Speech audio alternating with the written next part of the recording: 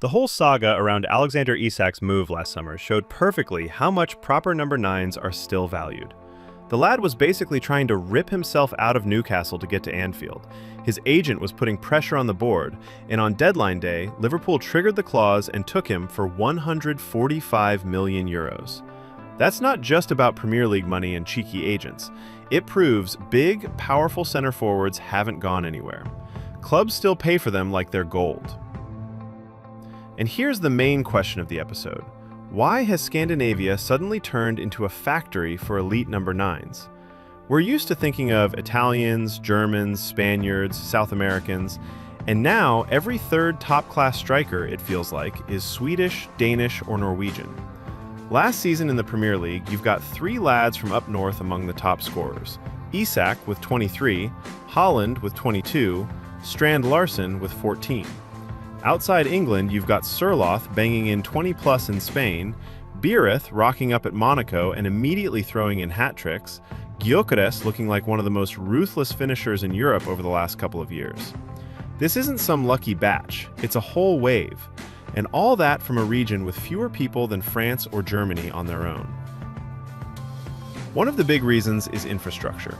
In Sweden, there's been a proper boom in artificial pitches. In Norway, synthetic turf has been totally normal in the top league for years, and in Denmark, you can basically play all year round. Kids always have somewhere to train. The ball runs true, the surface is stable, you can work on finishing and movement in the box instead of plowing through ankle-deep mud every weekend. Coaches say there are fewer wild tackles and a lot more actual work with the ball. Physically, the Scandinavians are strong anyway, so the focus shifts to technique and decision-making. Then you got the way they treat kids' sport in general. There's none of that madness of, we must win the under-12s tournament at all costs. It's way more important that the kid develops and doesn't burn out. No constant shaming for a mistake, no feeling that you'll be binned off after one bad season. In football, that turns into calm and trust. You're allowed to try things, mess up, and you still get another chance. And when the players grow up a bit, they actually do get that chance.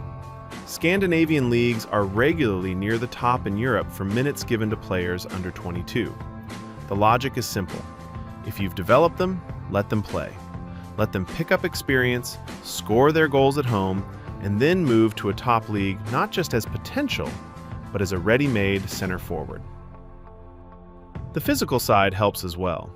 Danes are among the tallest people in the world. Swedes and Norwegians are right up there too. On top of that, you've got decent nutrition and a solid standard of living. So kids grow up not just tall, but strong and durable. In that context, a 4-3-3 with a big number 9 in the middle makes perfect sense. A bloke who can hold the ball up, scrap with center backs, live on the offside line, and finish everything whipped into the box. Look at the individual stories, and it all lines up. Haaland, a kid from a football family, jumping further than his age group, smashing physical targets in half the time, making his senior debut early and being trusted by every coach along the way. Isak, son of immigrants, goes through AIK's academy, climbs from a not-so-glamorous area into the elite, and then chooses Dortmund over Real Madrid so he can actually play and develop instead of sitting behind Ronaldo and Benzema.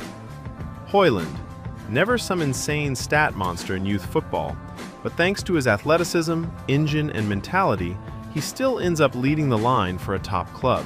Different paths, but very typical stories for the region. So you end up with a system where several things click at once. Smart coaching, good facilities, real trust in young players, plus the physical and mental profile of Scandinavians. The result is this steady stream of Viking strikers heading off to the biggest clubs in Europe every transfer window and pushing the price of a classic number 9 higher and higher. Can anyone else just copy that? The pitches, the training grounds, the basic approach to youth, yeah, in theory you can copy a lot of that. But the mentality and the whole social model of Scandinavia, that's a lot harder to import. And that's probably why this region is going to keep churning out this special type of center forward for quite a while yet. So what do you lot reckon?